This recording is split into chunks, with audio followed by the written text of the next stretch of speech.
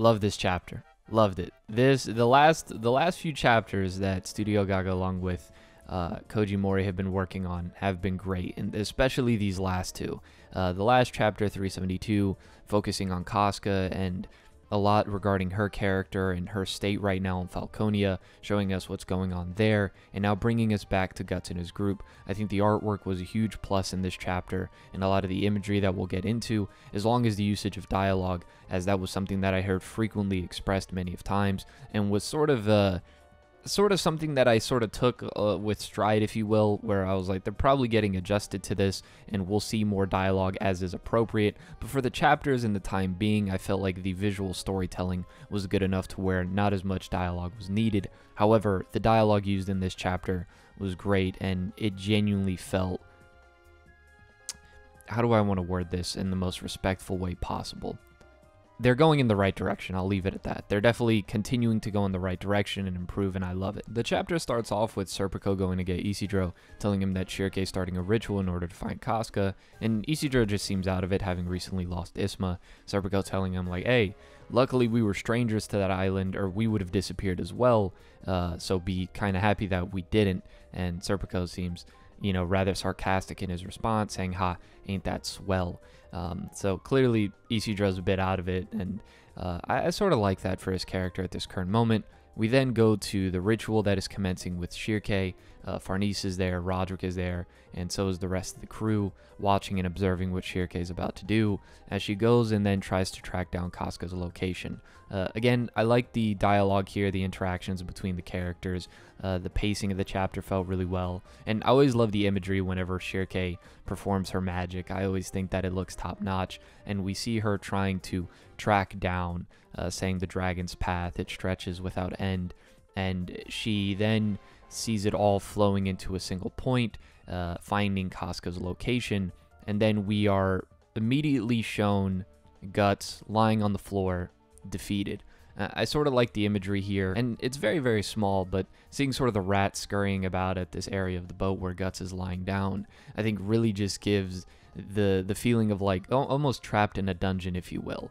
And we see Guts then look up at his sword as the Beast of Darkness manifests itself on top of the sword. And I really love this imagery. It's almost as if the Beast of Darkness, this manifestation of Guts' pain, his inner darkness, the sort of physical and more so mental and emotional trauma that he's gone to, is right there taunting him on top of the very thing that he's used his entire life to fight against it, the thing that he could rely on the most. This is something that I've been kind of repeating with the last couple chapters, and I think here it's sort of the clear demonstration of this, where Guts is going to be tempted more and more, as he is being tempted here, to give in to the Beast of Darkness in order for that to grant him the power that he wants in order to gain vengeance. The very thing that he has been using up to this point to fight against his trauma, to overcome it, has been failing him, or it failed him recently.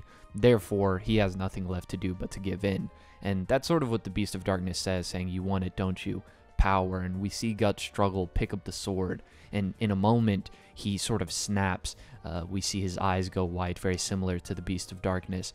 And then we get, without a doubt, my favorite piece of imagery in the entire chapter. I would have thought that it would have been the Beast of Darkness sitting on top of the sword, but no, it was Griffith on top of Guts' blade, just like it was in the Golden Age. Although Griffith is he gripping the sword with his toes? What great usage of a callback. What an appropriate usage for it as well. I love this. Being that Guts' sword had just failed him, he had felt like it was all for nothing. All that he had struggled for so far, it was nothing in the end, and it almost felt like he had regressed. And sort of using this imagery, the callback to where he had first encountered Griffith, and knowing how that fight went, that sort of feeling of it being regressed, I thought this was just great imagery for that. Really hammering in further and further just how much this recent experience has shaken Guts up, as it should. If anything was to really get under Guts' skin, it would have been that. It would have been after everything he did, Griffith just takes Casca away from him again. And so it's really getting at the core of what's bothering Guts, what's making him vulnerable, what has him in sort of this state of despair, and really at the breaking point, as Guts then throws up due to this and ends up passing out on the floor as the Beast of Darkness tells him that he can't deny him, that his flesh restrains him, that everything, that he needs to yield them all to him.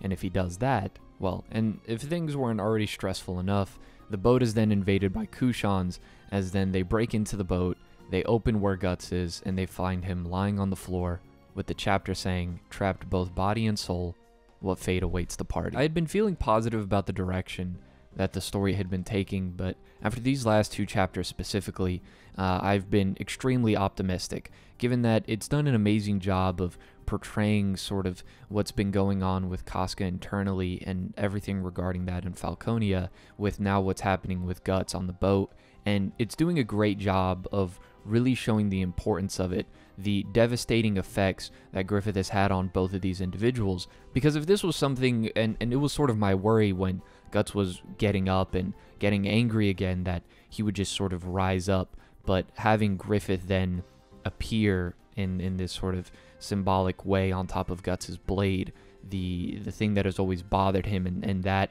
causing him to collapse once again, I think really shown that this is going to be a process that they understand is going to take a little bit of time. Guts just can't, get mad and then that'll fix everything again. It just won't work like that.